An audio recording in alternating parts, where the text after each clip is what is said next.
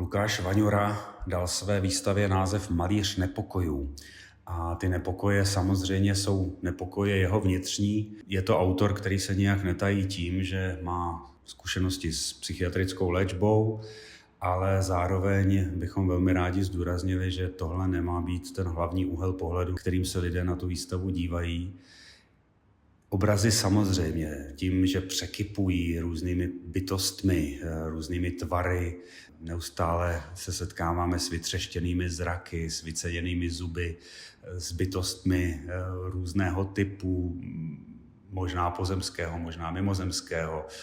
Je tam plno zvířat, i takových rituálně šamanských zvířat, jako jsou třeba hadi, koně, šelmy.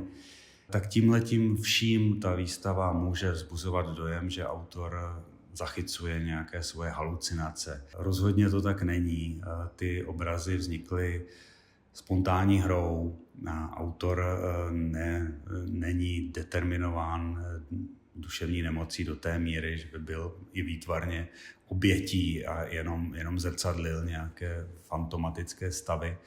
Ale je to hra, která nám připomene určitě Josefa Váchala takovým groteskně děsivým, když to zní jako protimluv, tak v jeho případě to bylo opravdu dohromady zachycováním světa různých duchů, různých spirituálních bytostí. Může nám to připomenout divoké šamanské obrazy, často spojené třeba s nějakými kulty okolo psychedelických látek, s liánou ayahuaskou, s psychedelickými houbami.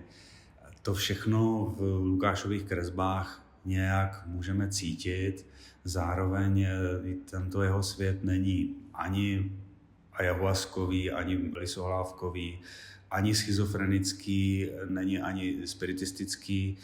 Je to svět nespoutané fantazie. Lukášovou oblíbenou technikou je kresba pastelkami na papír. Drží dobře pod kontrolou, jaké barvy si volí a zároveň může nechat tu ruku samovolně kreslit, nechat vytvářet ty tvary trošku bez kontroly vědomí, nechat postupně bujet další a další detaily, další a další formy, kterými jeho kresby vyloženě překypují.